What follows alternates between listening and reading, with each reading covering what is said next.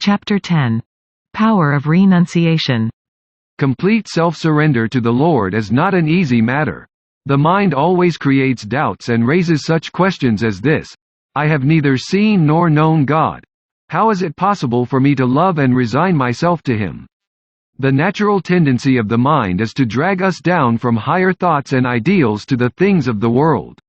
Once, a certain person complained to Sri Ramakrishna, Sir, I do not feel inclined to take the name of the Lord. What is it then that draws your mind away? Asked Sri Ramakrishna.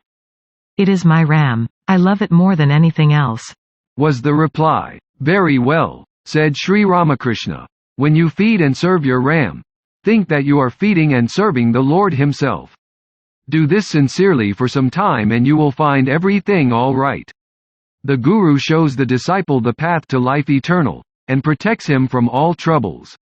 Putting great faith in the words of the Guru, let the disciple live them. After a time, he will feel that the impurities of his mind are vanishing, and divine light is making its appearance within. There is no doubt that everything is achieved through faith in the perfect Guru. The disciple should look upon him as God incarnate on earth. Through constant thought and meditation on the Guru, the disciple is purified both in body and mind. Then the Guru appears before the disciple, and revealing the Ishtam, chosen ideal, to the latter, he passes out of sight.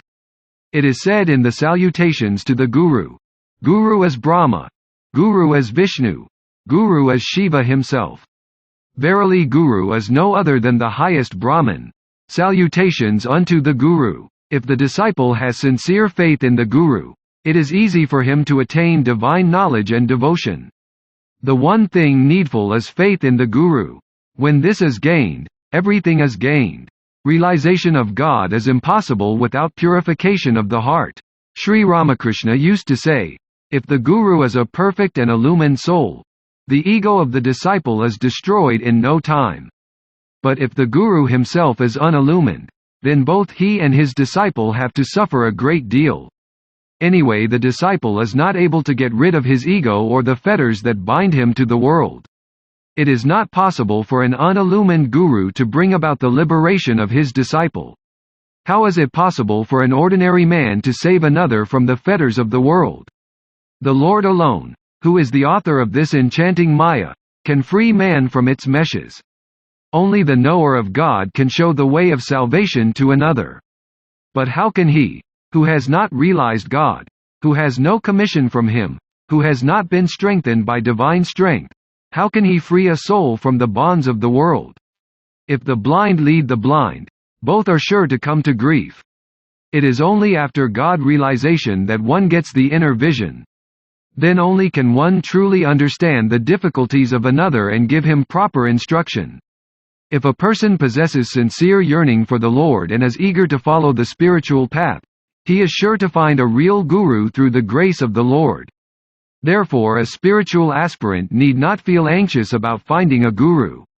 Those who come under the guidance of a Guru who has attained realization need have no anxiety about their spiritual progress. They have been put on the right way. Now their only task is to follow it. If they meet with any trouble or make any mistake, the Lord is sure to protect them and show them the right course. Having sincere faith in the words of the Guru, let them walk along the path shown by him. That is enough. What is this world like? It is like the country hog plum containing only stone and skin, but no pulp. Besides, it brings acidity and colic to the one who eats it. You are all pure, young souls. Your mind is now under control, not being distracted by worldly thoughts. You can realize God easily, if you strive from now on. You can fix your mind on God without much exertion so long as you are young. But it is a very hard task to bring the mind under control once it gets scattered. The Vaishnavas have this beautiful saying, the jiva has the grace of the three, the Guru, the Lord and the devotees of the Lord.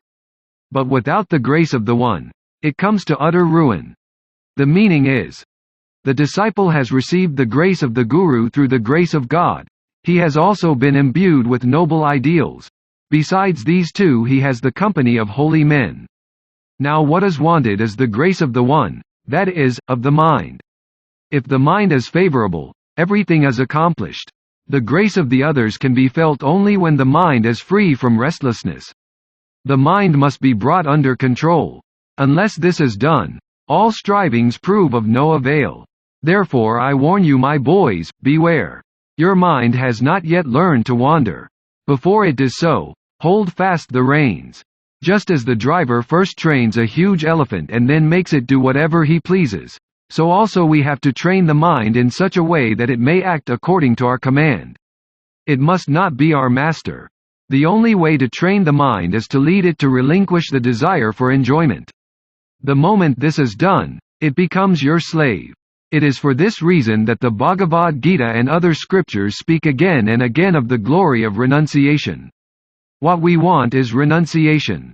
That is the only path, and they alone can realize the glory of renunciation, whose mind has not been distracted by the things of the world. Sri Ramakrishna used to say, "The parrot learns to repeat the words taught to it when it is young. When it grows beyond a certain age, it cannot learn anything. Then it can only cry, caw, caw." Divine thoughts leave a deep mark on the tender mind. It is only in youth that one is able to appreciate and grasp the higher ideals of life. But with the advance of age, the mind is occupied with manifold things.